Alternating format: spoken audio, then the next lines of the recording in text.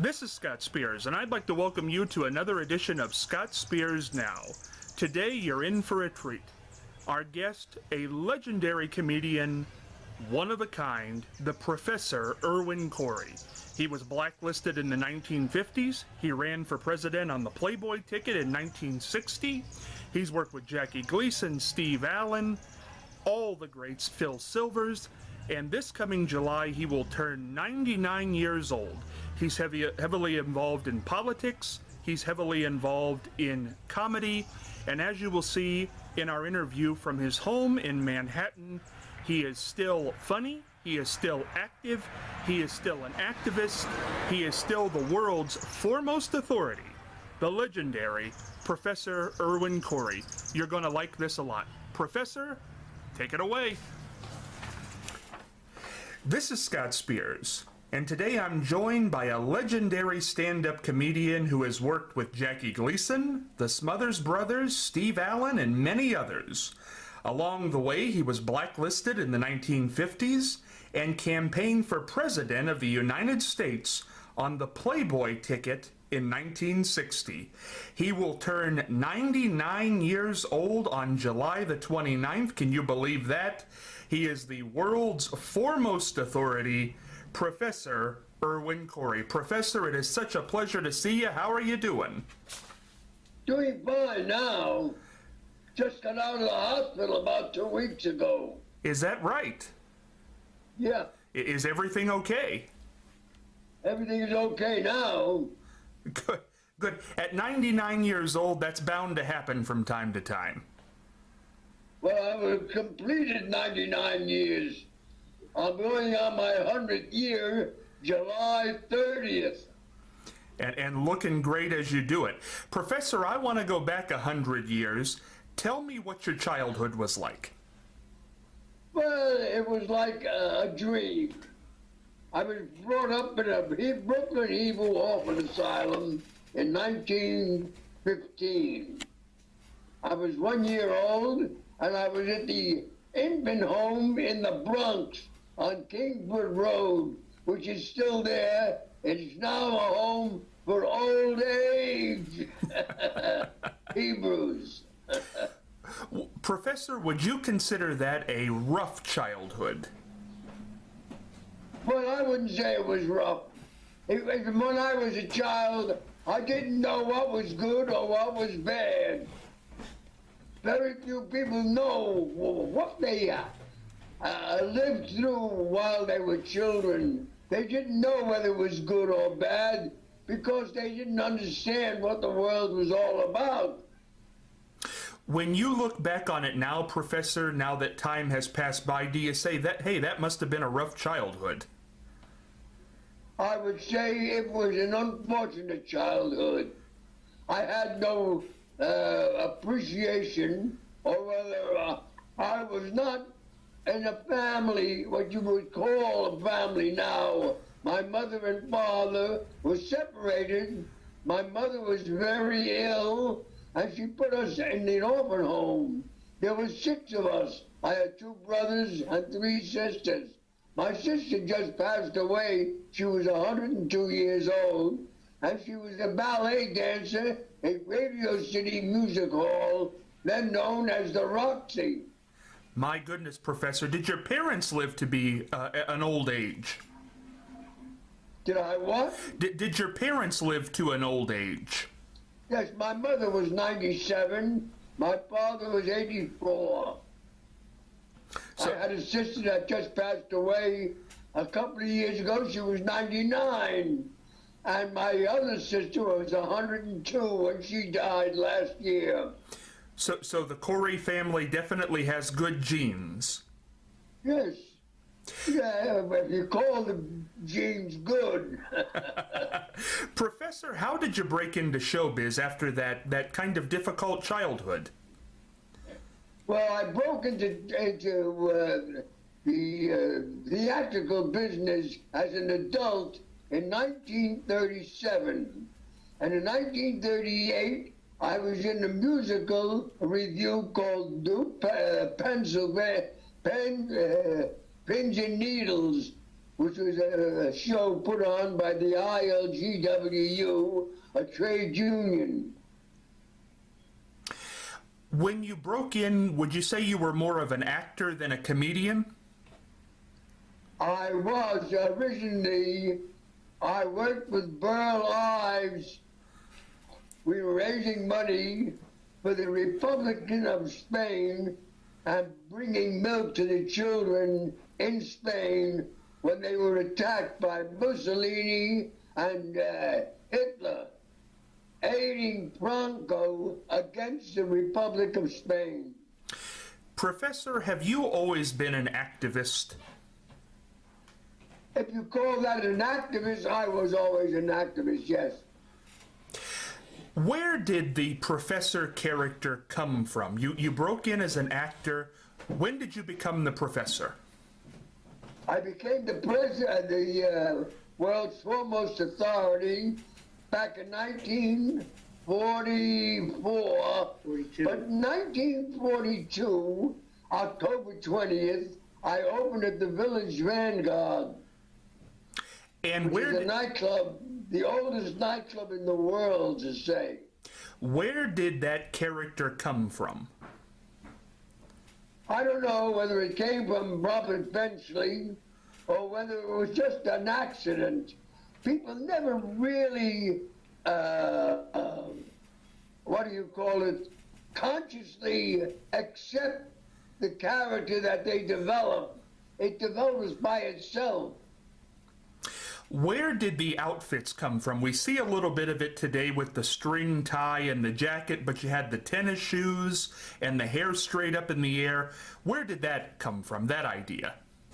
That was an accident. Everything that people do are accidental. They never plan. You cannot plan anything. Everything happens by accident or happens in the course of people living their lives without knowing that they are building a character. So just over time, you picked up these things? Well, my costume really was a metamorphosis, so to speak. I used to wear a slip over. My jacket was full of medals. I wore a scarf around my neck. And when it got too hot, I discarded that. I finally discarded all the things, and what is left is what you see. Yeah. Charlie Chaplin did not plan wearing a tight coat and baggy pants. I wore a loose jacket and straight pants. Well, it's worked well for you, Professor, and I can't go past this character without asking you the question that I know the Professor loves to answer. Why? One of your famous spiels on the word why. Why? People would ask me a question like, why is the sky blue?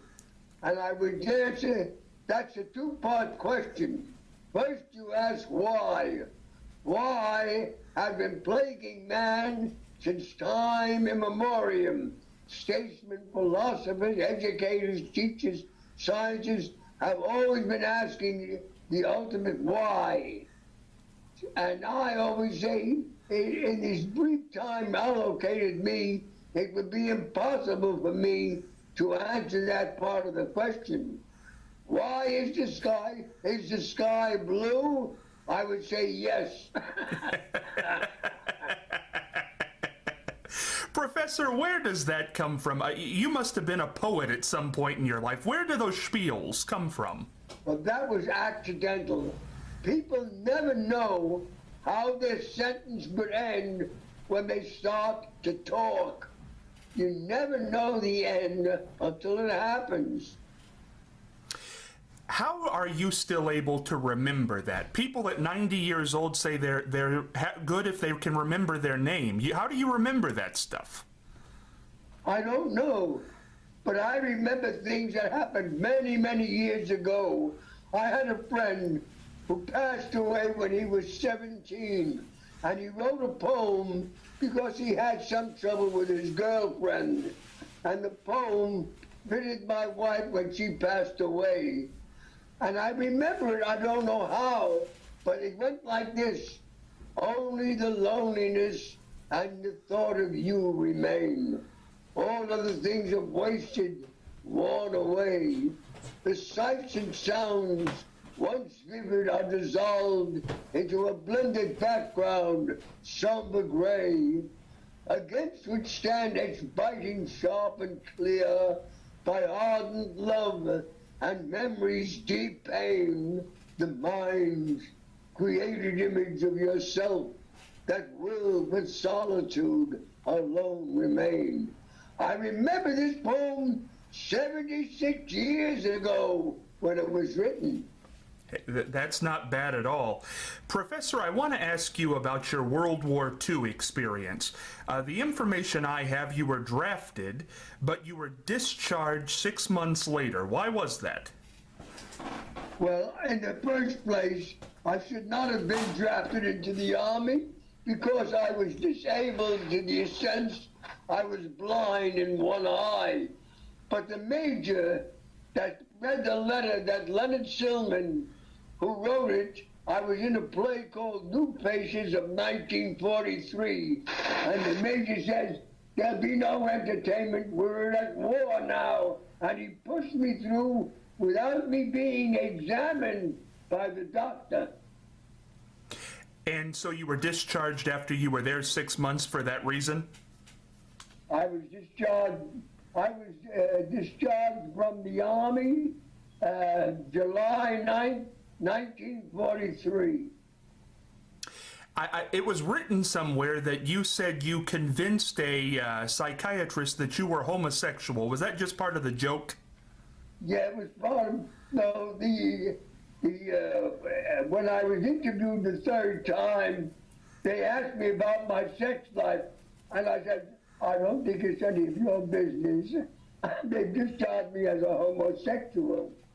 I never used the word I was a homosexual to them. They were the one that decided I was. I understand that. Professor, what would you consider to be your first big job where people passed you on the street and they said, that's Professor Irwin Corey? I don't think I was recognized right away. I was the first comedian comic, or the first comedian to work at the Village Vanguard. I followed a little group called the Reviewers with Adolph Green, Betty Comden, and Judy Holliday. They were at the Vanguard. They went from the Vanguard to the Rainbow Room at the Rockefeller Plaza. Would you say that was your first big job in show business? Yes, that was the Village Vanguard. I was there, and I was getting $40 a week. At that time, the average wage was $10 a week. They were getting 25 cents an hour, and when Roosevelt became president, he cut their wages from $12 a week to $10 by declaring a 40-hour week instead of a 48-hour week. Professor, tell me about being blacklisted in the 1950s. Why were you blacklisted? I was blacklisted because the Foner brothers were quitting college. They refused to sign an oath about the Rap Cordair Committee. And I was raising money. I was working at the Village. I was working at that time, 1947, at the Copacabana in New York. And I was advertised in the Daily Worker by telling them that I was entertaining to raise money for their defense. How did that change your life, being blacklisted? I don't think it changed my life. I think my life was going the way it was without there having any effect on me. I was always thinking, if I was ever brought before the House Un-American Activities Committee, they would ask me a question. And the question was, do you swear to tell the truth, the whole truth, and nothing but the truth? And my reply to that question was, sir,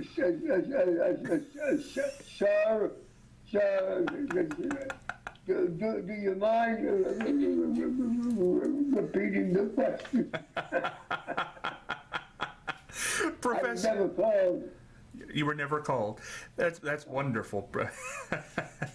Professor, in 1982, you appeared on the David Letterman show, and you were never asked back. Why was that? Well, at that time, I said to David, we got Grenada.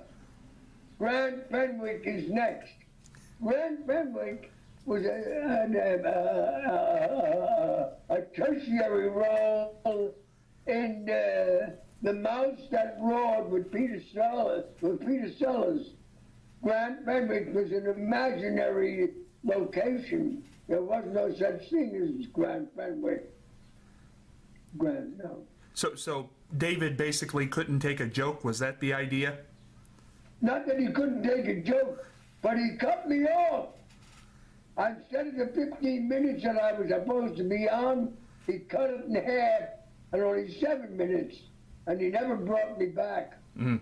The reason that I got on the show was the original guests were canceled without letting them know, and in a hurry, they called me because I was quite near the studio, and they didn't have time to put me through security. Well, I think they got their money's worth that night. Professor, another big part of your career, in 1960, you ran for president on the Playboy ticket. How did that all come up? In Chicago, and what's his name again? Victor Lowndes was my campaign manager, and we raised 4,000 votes in Chicago alone as a write-in candidate. I lost the presidency by 200,000 votes. Kennedy beat me. How did it come about that you were going to run? How was it about what? How did it come about that you would make that run for president? Well, I was running. We were advertising Playboy Club at that time. It was a new organization, and it gave the Playboy big publicity. Were you ever at all, you got a lot of votes, were you ever all serious about that run, even though it was a publicity stunt? I wasn't serious about anything, really. It's just everything happens because it happens. It's like you don't know the end of a sentence. You don't know how your life develops as it goes. You never can plan. The only thing you can plan is, I think, is that you have a child, you plan for their education. But you don't plan a thing that happens by accident. You know, here's something that was kind of interesting, Professor. In 2011, you were kind of thrust back into the national spotlight when you were seen on the streets of New York asking for money. Why were you doing that? I was raising money to buy milk for the children of Cuba. The United States was at war with Cuba for 40 years. Sanctions against a country is an act of war. Why do you think to this day, we don't have a great relationship with Cuba? Why is that? Why do we have that? We wanted Cuba. Orson Welles was in a movie called Citizen Kane, where he tells his people, you supply the pictures in Cuba, and I'll supply the war. Mm.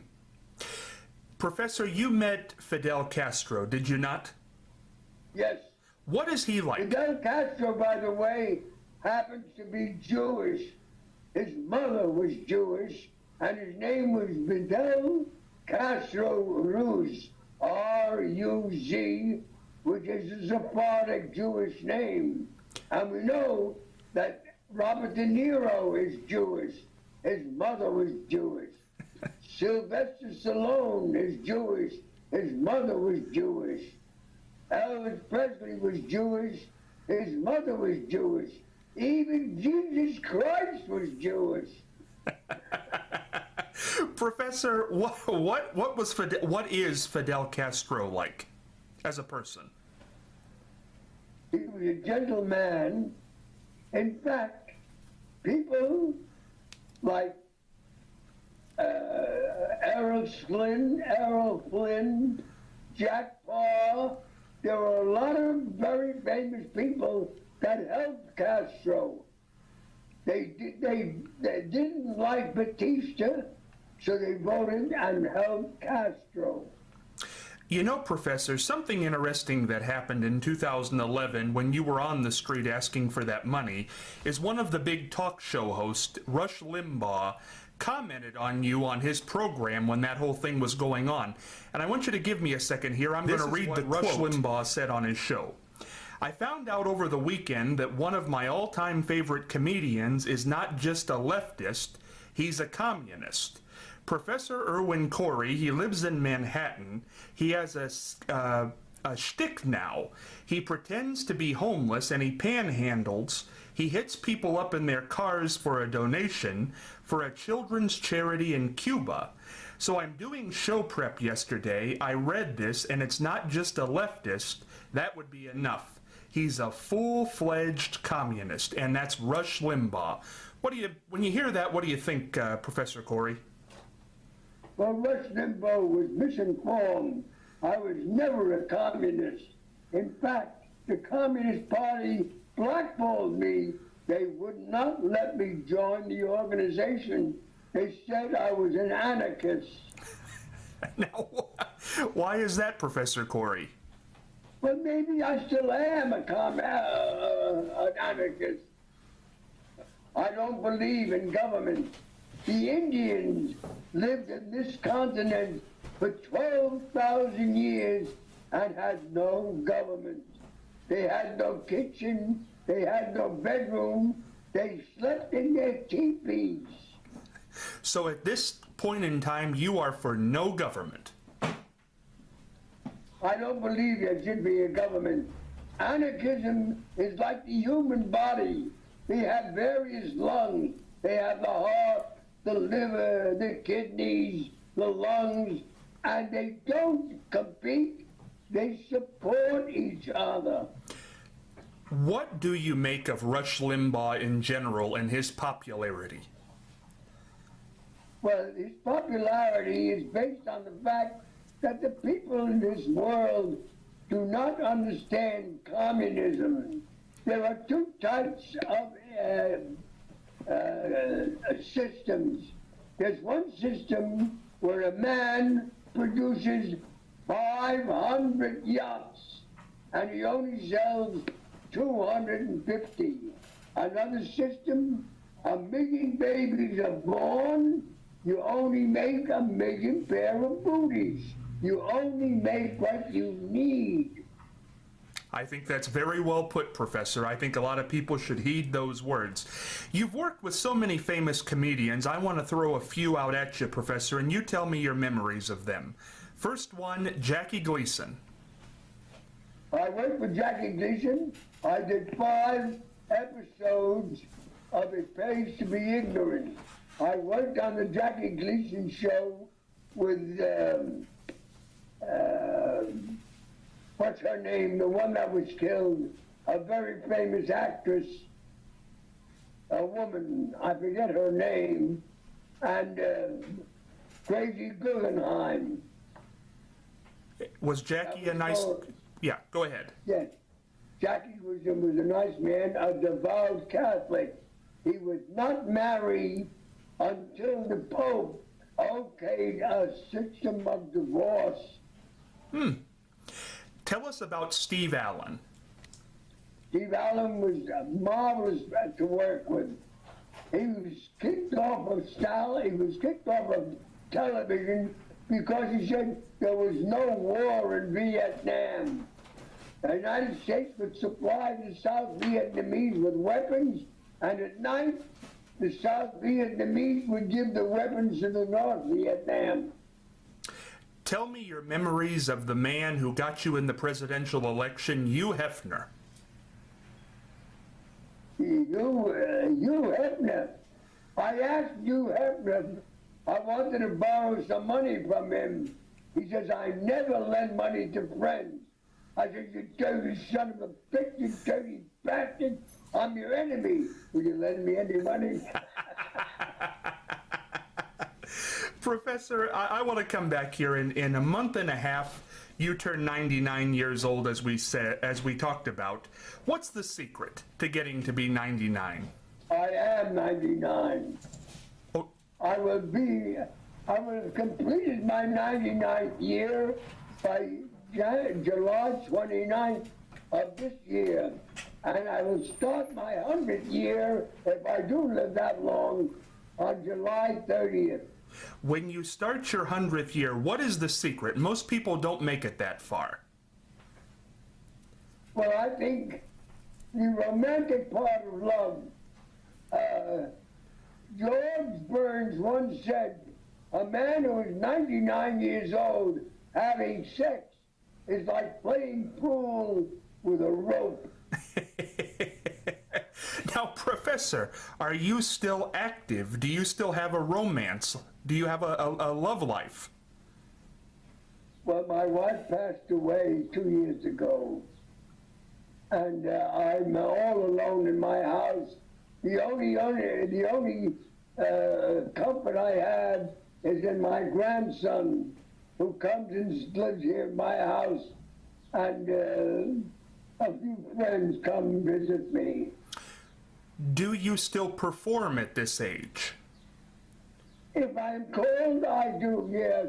I just recently performed at a restaurant on 78th Street in New York, and they gave me a gift certificate of $250. Professor, at this age, when you get up and perform, what is the act like? What's it about? It's my routines that I've been doing for 70 years.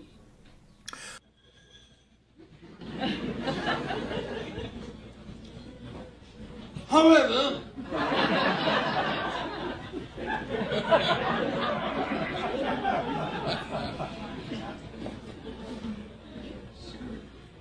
we all know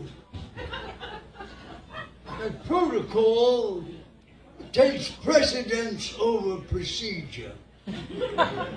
This parliamentary point of order, based on the state of inertia developing a centrifugal force, which is used as a catalyst rather than a catalytic agent, which hastens a chain reaction and remains the same in the condition prior to its inception. This pivot or focal point, which is used as a tangent in that symphony of thought, in the development of ideas, based on the ideology that the computation is soon proportional to that arrived at by the hypothetical alternative, rather than to accept the dullness of dreary reality, so that we can ultimately give vent to our spleen, so that the bile is secreted through the pancreas.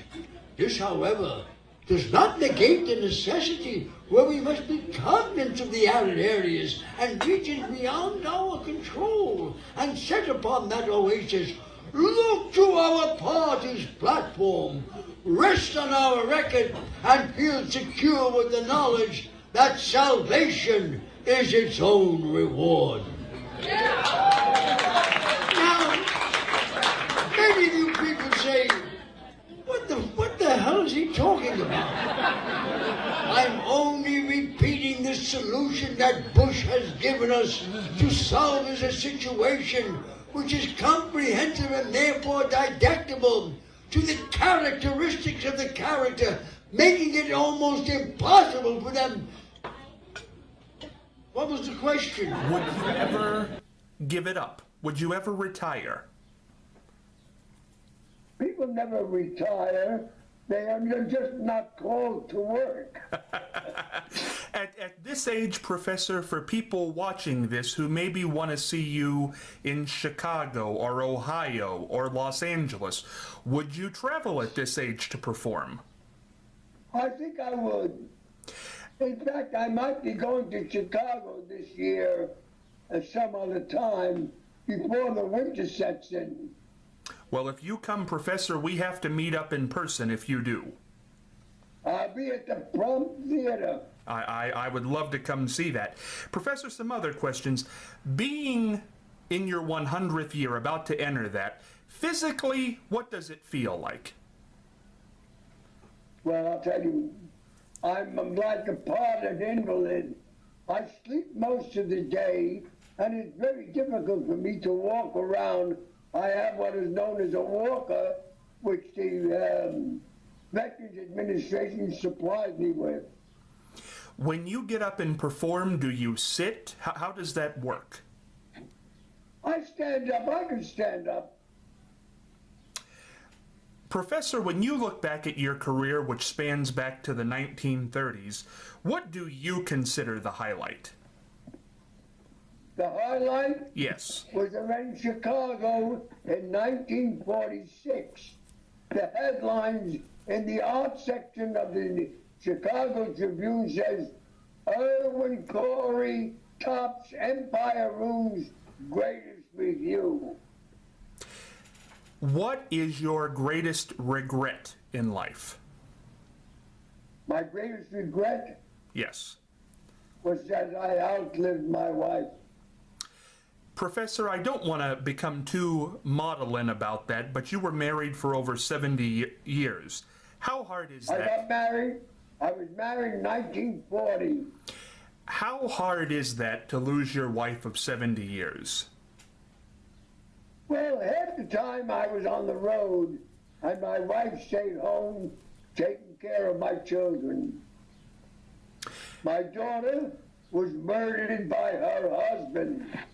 Greed is a motive for murder, and he was a dirty, filthy Zionist pig. Professor, I can't think of anything worse than losing a child, and to lose it to murder. How do you get through that? I don't know. I really don't know. But you've made it through. I unfortunately have managed to survive. Professor, one of the sad realities about living to 100 years old is you do outlive your wife, you outlive some kids, you outlive your friends. What kind of toll does that take on a human being? I don't know, but I read in the newspaper a couple of months ago where people that are alive today can live to be 1,000 years. I'm still looking for an article. I want to get in touch with that guy. If you live 1,000 years and have friends, it's a lot of fun. But if you have no friends, it's miserable. Professor, after talking with you, I can tell you're a great performer, still love to perform. Would you say performing is your lifeblood and maybe what got you through a lot of traumatic experiences? I imagine that happens. I think... I imagine that. I worked with many, many comedians, with Mort Saul, with Jonathan Winters, with Shelley Berman. Shelley Berman is a stupid, ignorant, monopolizing, goddamn psychopath. I told a joke. The joke that I said was, a bum approaches a very wealthy woman and says, Madam, I'm broke. Can I borrow a buck? This wealthy woman looks at the bum and says, neither a borrower nor lender be. Shakespeare. The bum looks up at this wealthy woman and says, fuck you, Tennessee Williams.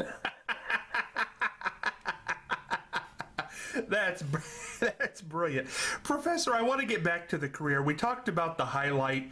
What would you consider the low point? When did you just not like what you were doing? I never disliked it. Always had a good time. Yeah. What is... Fortunately, Yeah. I had a very, very good life. I was hired in Chicago for 4 weeks in 1946. The engagement lasts for 16 weeks.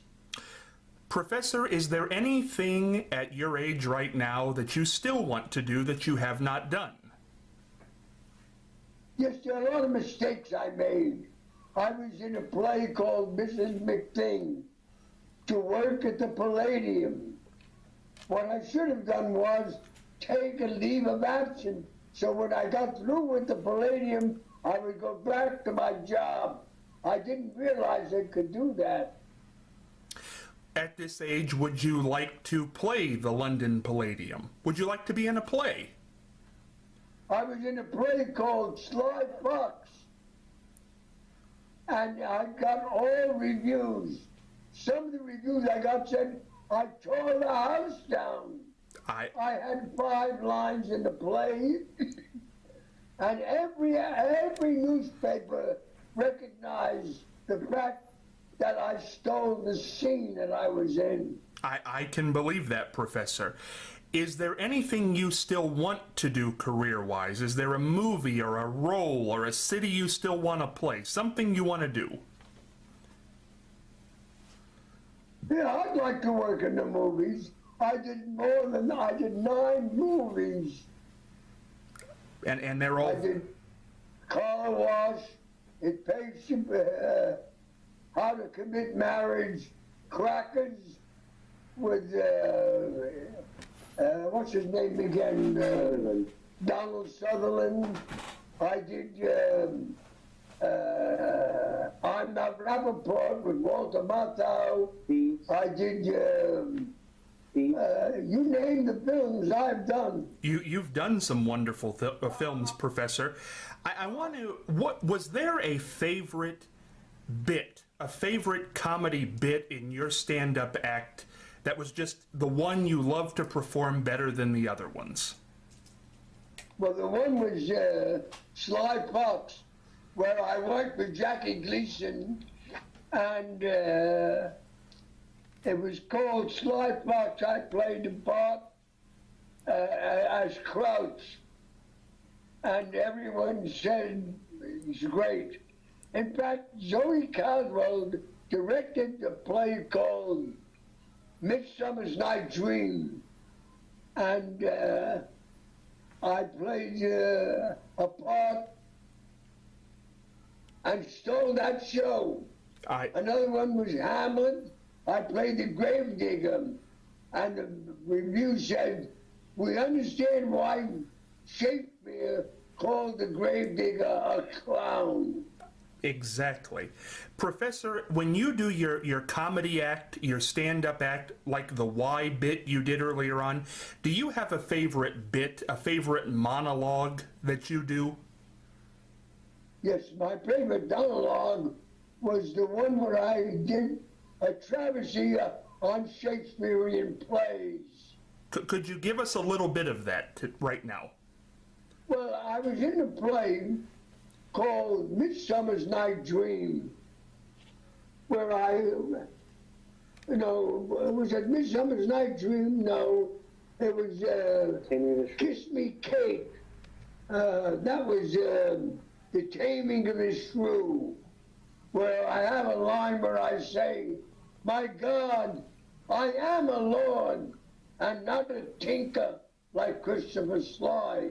And one night I said, my God, I am a lord, and not a stinker like Christopher Sly. Do you have a favorite joke that you tell in your act, Professor? The favorite joke, and I say, you can get more with a kind word and a gun than with just a kind word. Professor, before we wrap this up, and this has been a lot of fun for me, I want to talk a little bit about current events, because I know you stay very aware and have big opinions. What's your opinion on the gun control debate that's going on now? Should we have gun control in this country? What we should not have it controlled, we should have it eliminated. Stop making them. Put a ban on manufacturing gun weapons. What about gay marriage? Your thoughts on that? Marriage, although I myself was married for over 70 years, marriage is like a three-ring circus. There's the engagement ring, the wedding ring, and then the suffering. So should homosexuals be allowed to marry? Not only should they be allowed to marry, but there is no reason for marriage. The only reason they get married is they can get Social Security for their old age. National health care, Obamacare. What are your thoughts on that, Professor? Well, I'll tell you something. Johnson, as president, destroyed Social Security by making it revenue instead of a separate, independent issue. Social Security money is not revenue. It's payment for old age security. Are you a 40% of revenue last year was Social Security money. Professor, a lot of people who get to be your age have money trouble. Are you financially okay? Well, I get Social Security and pension from my unions. That's great to hear. What are your thoughts on health care, national health care? The only country in the world that has no appropriation for health. In Europe, it's free. My grandson's father died in Paris. His rent was paid by this government, hospital care paid by the government, all his bills were paid by the government. Complete health care in all European countries. The only country that has no health plan is the United States of America. There was never an American Revolution. It was a rebellion, which is much different than a revolution. A rebellion is started by the rich, a revolution started by the poor. Give me your thoughts on President Obama. Obama has Alzheimer's disease. He forgot all the promises he made during the campaign. The last part of the current events I want to talk about, you have endorsed somebody for mayor of New York City for 2013, Randy Critico. Why have you endorsed him? Well, Randy Critico is a revolutionary. He understands what's happening. He believes that the government should supply jobs for the thousands of people that are out of work. They can build hospitals. They can build homes for the poor. You know, New York government spent $1,600,000,000 to build the Yankee Stadium and to build the Mets program, TI magazine. Professor, instead of putting money into private enterprise, they could put $1,600,000,000 by building homes, by giving free medical care. You can close the military and keep the medical section of the army alive for the poor people to get free medical care. Distinct honor and pleasure to welcome to the program the world's foremost authority. Gentlemen, the world's foremost authority, Professor Irwin Corey.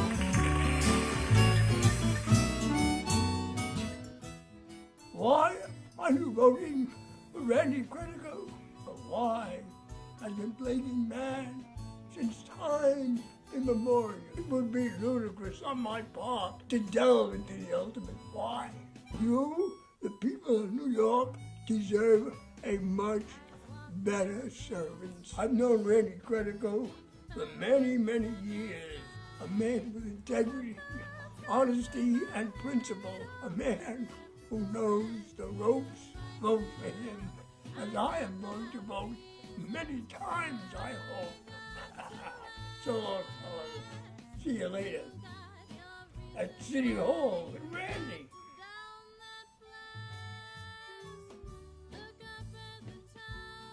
Do I endorse Randy Critico? Why, certainly. Everybody should. Professor, we recently had Jimmy McMillan on the show. He's a candidate for the city of New York mayor for the Rent is Too Damn High party. What are your thoughts on him? Are you aware of him? Well, I'm not aware of him. My interest goes with Randy Critico, is also running for mayor. I understand. Before we move away from the current events, Professor, I want to get back to Obama. You said that he was killing people in other countries. People feel he's pulled people out of those wars. How is he killing people in those other countries? He wants to have a war with Iran now. And he is sending more soldiers into Afghanistan. Professor, before we wrap this interview up, I want to ask this. Not that you're leaving anytime soon, because I don't think you are, but 100 years from now, when people look back on your career, how would you like them to remember you? They would like to remember that I gave a lot of money to give milk to the children of Cuba. Medicine. Medicine to the children of Cuba? I gave $40,000 of my own money to build medical care for the children of Cuba. We raised $375,000 worth of medicine. Why is that so important to you? Well, maybe I am an iconoclast. Maybe I do these things because with me it's a natural flow. It wasn't thought out. It just happens. Professor, before we leave, one thing just popped in my mind. I know there's some videos of you on the internet smoking marijuana. They recently legalized it in 2 states. Do you still do that? I don't smoke marijuana anymore. I drink it. And on that note, Professor Irwin Corey, you are truly a legendary comedian, a legendary guy, and a delight to have on this program. And I hope you come back often because you've been a great guest, and I hope you've enjoyed this. Thank you very much. Happy birthday. And remember, as Joachim Ben Zakkai once said, remember, wherever you go, there you are. Take care, Professor, and happy birthday. Thank you very much. I certainly hope you've enjoyed our interview with Professor Irwin Corey. At 99 years old, I think we're going to have the professor a few more years, and if they can figure out a way to help somebody live to 1,000, I think the professor may be one of the first people to do that, because as you can see, at age 99, he's still kicking and kicking strong and as funny as ever.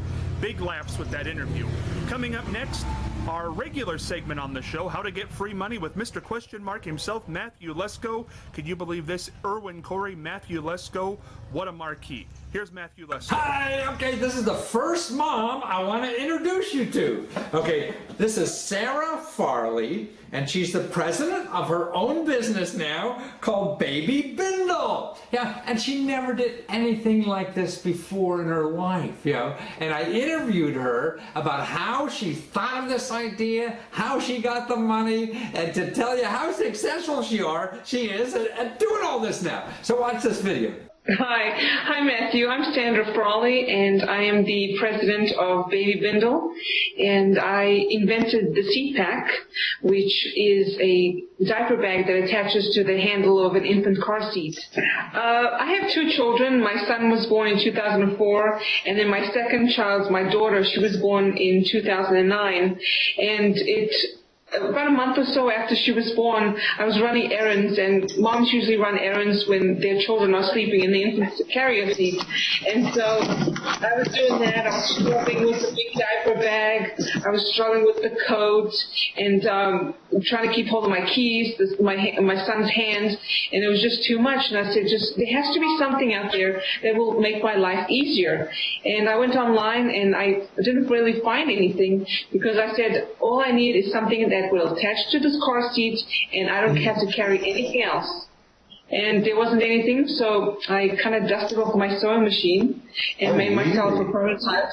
A friend of mine had entered a competition, and I said, hey, why not? And it actually happened to be the Huggies Mom Inspired Grant Program.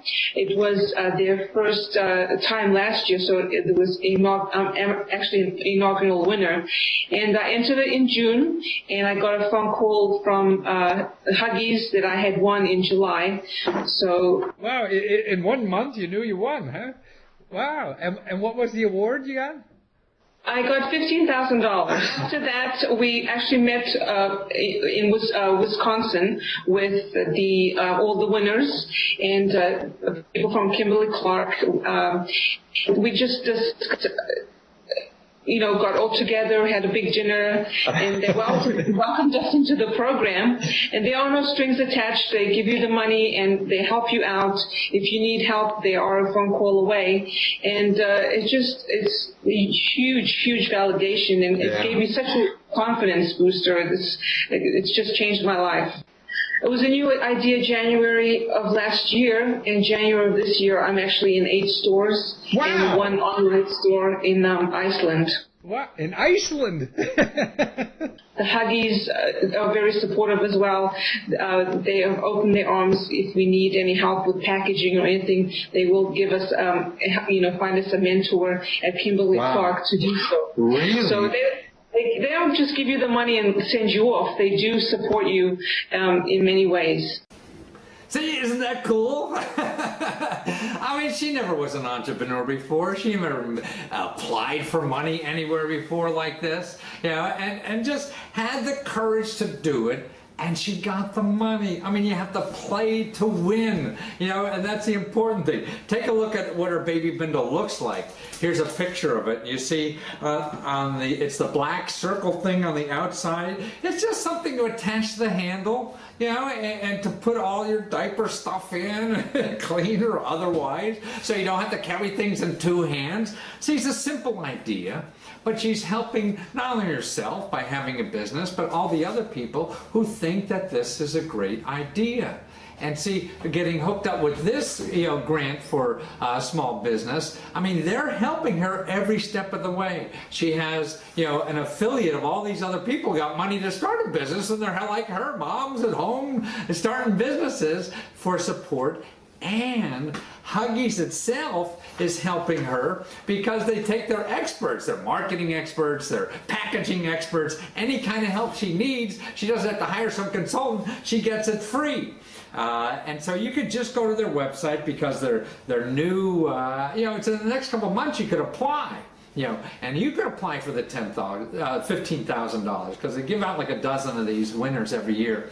And you could copy the application right online. There's samples, application filled out. So it's not, some big, it's not like filling out a NASA grant or something like that. It's all right there. What do you have to lose? So it's going to take a half hour, an hour, maybe 2 hours, maybe 3 hours. What the heck? What'd you do for the last 3 hours? So here's 3 hours or maybe 20 minutes. I don't know how long it's going to take. It depends on you, how much you thought this through, to do this, that you could maybe get $15,000 and all this professional expertise and start a whole new life. It doesn't cost you a nickel. And even if you lose, you're going to learn so much by doing that. You know, that's the important thing. You lose by every failure. So you're really just practicing. If you haven't done this before, what the hell? We all are afraid of losing or whatever, or failing. No, just fill out that application. And like right on their site, you know, they have copies of successful applications. Now, another thing you should be aware of, here, look at this. This is the Small Business Development Center. Now, you go to asdbc-us.org, okay? Go to that website if you need help. You will find, you put in your zip code, and it'll give you a local office of experts who get grants to help you fill out that application for free. So if you have problems and Huggies isn't helping you enough fill out that application, you go to that website, you know, and you could find somebody in your area. This will be somebody like a local community college or something that's getting a grant to help you with that application. Or any other problem you have. Maybe if you have to know something about finance and you don't know how to spell finance, they'll do that for free for you also. See, that's right. To me, what I'm trying to do is show people, no matter what hurdle you have in life to do anything, there's somebody there for free to help you. But they're not advertising, so you don't know about it. And you're going to go Google like advertising help or marketing help or, you know, financial help, and somebody's going to sell you something. Now, here are sources. You know where to apply for that $15,000. You know where to get free help. You know where to get a copy of a successful application because they have them right on Huggy's site. And also, I show you that website or where to get, you know, some expert locally to help you for free. So you have nothing to complain about and you have no excuses. So do it. And if you're not a woman and you're not a mom or whatever, find one. Help her fill it out. She needs the money and she needs the help. I certainly hope you've enjoyed this episode of Scott Spears Now. As I said, Matthew Lesko, Professor Irwin Corey, a guy who dresses in question mark outfit, and the world's foremost authority. What more could you ask for than this? I have had a lot of fun, and I hope you have too.